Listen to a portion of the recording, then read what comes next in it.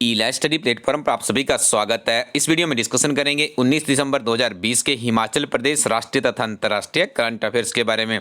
आइए सबसे पहले शुरुआत करते हैं राष्ट्रीय तथा अंतर्राष्ट्रीय करंट अफेयर्स से। पहला प्रश्न है, हाल ही में भारत के किस राज्य में पहली बार मिरिस्टिका स्वैम्प ट्री फॉग को देखा गया है? ठीक है जी, ये आप यहाँ पे इनका नाम इंग्लिश में भी देख सकते हैं, हिंदी के प्रोनाउंसिएशन में थोड़ी सी मिस्टेक भी होगी, उसके लिए एक समार्थी है। तो इस प्रश्न का सही उत्तर है केरल के त्रिशूर जिले में। याद रखिएगा। सैन इसिड्रो आंदोलन किस देश से संबंधित है? तो ये क्यूबा से संबंधित है, आपने याद रखना है। और क्यूबा सरकार का आरोप है कि यह आंदोलन संयुक्त राज्य अमेरिका द्वारा वित्त पोषित है। देखिए, अलाइड सर्विसेज का पिछला पेपर उठा के देखिएगा, वहाँ पे आपको ऐसे ही प्रश्न मिलेंगे। बहुत महत्वपूर्ण प्रश्न आने वाले समय यदि हिमाचल प्रदेश में कोई इस तरह की परीक्षा होती है जिसमें अलाइड सर्विसेज, NT, HS इत्यादि को आप कंसीडर कर सकते हो। अंतर्राज्यीय प्रवासी श्रमिक अधिनियम किस वर्ष अस्तित्व में आया था? तो 1979 में अस्तित्व में आया था। इसके बारे में आपने और भी याद रखना है। भारत सरकार ने देश भर के सभी प्रवासी श्रमिकों का एक डेटाबेस बनाने का निर्णय लिया है, जिसमें अनौपचारिक क्षेत्र के प्रवासी श्रमिकों को भी शामिल किया जाएगा। इस कारण से सुर्खियों में है, और जो चीज़ सुर्खियों में होती है वहाँ से प्रश्न आने के चांसेस ज़्यादा देखने को मिलते हैं। हाल ही में किसके नेतृत्व में इजराइल और मोरक्को द्वारा आपसी संबंध सामान्य करने पर समझौता किया? तो संयुक्त राज्य अमीरात के साथ इन दोनों के देश अब काफ़ी बेहतरीन हो गए। आपको ये भी याद रखना है कि संयुक्त अरब अमीरात, बहरीन और सूडान के बाद मोरक्को चौथा अरब देश बन चुका है। ये प्रश्न भी बहुत ही महत्वपूर्ण है। हाल ही में किस राज्य में मलेरिया के एक प्रकार प्लाज्मोडियम ओबेल के लक्षणों की पहचान एक सैनिक में की गई? तो केरल राज्य में एक सैनिक के ऊपर ये मिला है, जिसकी लक्षण पाया गया इस वायरस के। ठीक है, तो आपने याद रखना है विश्व मलेरिया दिवस 25 अप्रैल को मनाया जाता है। 10 threats to global health report 2019 किसके द्वारा जारी की गई? तो इस प्रश्न का सही उत्तर है विश्व स्वास्थ्य संगठन के द्वारा ये रिपोर्ट जारी की जाती है, जिसका नाम है 10 थ्रेट्स टू ग्लोबल हेल्थ। हाल ही में भारत के प्रधानमंत्री नरेंद्र मोदी द्वारा वनाबिल कल्चरल सेंटर द्वारा वर्चुअल माध्यम से आयोजित अंतर्राष्ट्रीय भारतीय महोत्सव 2020 को संबोधित किया।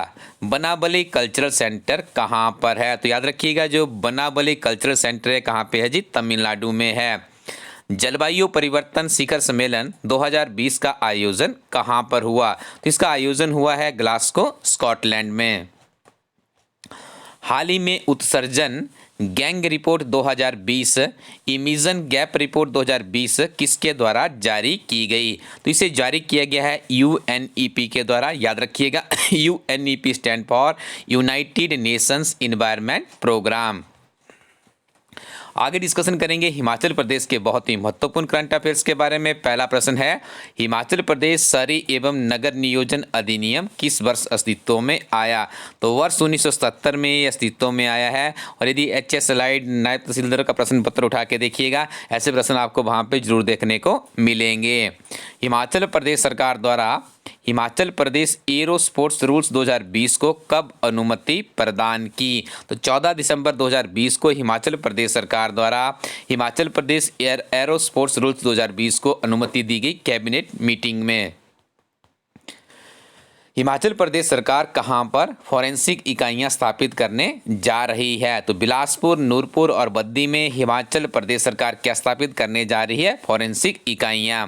ग्राम पंचायत चुनाव 2020 के लिए पंचायत प्रधान पद का आरक्षण रोस्टर जिलाधीश द्वारा किस अधिनियम के तहत जारी किया जाता है? हिमाचल प्रदेश पंचायती राज चुनाव अधिनियम 1994 की धारा 125 के तहत प्रदत्त शक्तियों का इस्तेमाल करते हुए जिलाधीश द्वारा ये रोस्टर जारी किया जाता है।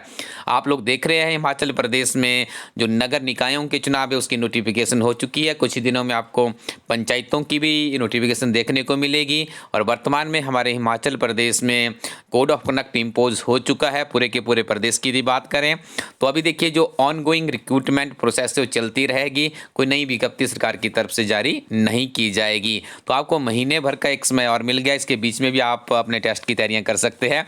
बाकी जो तिथियां आपकी पहले जैसे HPPSC शिमला है, Himachal Pradesh staff selection commission Hamirpur, इनके द्वारा जो विज्ञप्तियां हैं, टेस्टों की तिथियां निर्धारित की गई, वो वैसे ही एज इट चलता रहेगा। आपको अपनी पढ़ाई नियमित रूप से करते रहना है। यदि आप हिमाचल प्रदेश सरकार में काफ़ी लंबे समय से हिमाचल प्रदेश के कम्पिटिटिव एग्जाम की तैयारी कर रहे हैं और आपकी बात नहीं बन रही है, तो हम आपको सुजेस्ट करेंगे कि आप हिमाचल प्रदेश एक समग्र अध्ययन किताब के साथ में अपने हिमाचल प्रदेश के सामान्य ज्ञान को मजबूत कीजिए, क्योंकि इस किताब का नियमित रूप से मूल्यांकन किया जा रहा है। बहुत सी कम्पिटिटिव एग्जाम में सीधे सीधे प्रश्न इस किताब से पूछे जा रहे हैं। इसके अलावा आप इलाइट स्टडी प्लेटफॉर्म की अन्य किताबों का इस्तेमाल भी कर सकते हैं, जिसमें करंट अफेयर्स है, क्लर्क परीक्षा के लिए किताबें हैं, GOIT की काफ़ी बेहतरीन किताब है जो कि नवीनतम सिलेबस प्रणाली पर आधारित है। इस किताब के साथ भी आप अपनी तैयारी को आगे बढ़ा सकते हो। Thank you very much, keep watching elite study YouTube channel.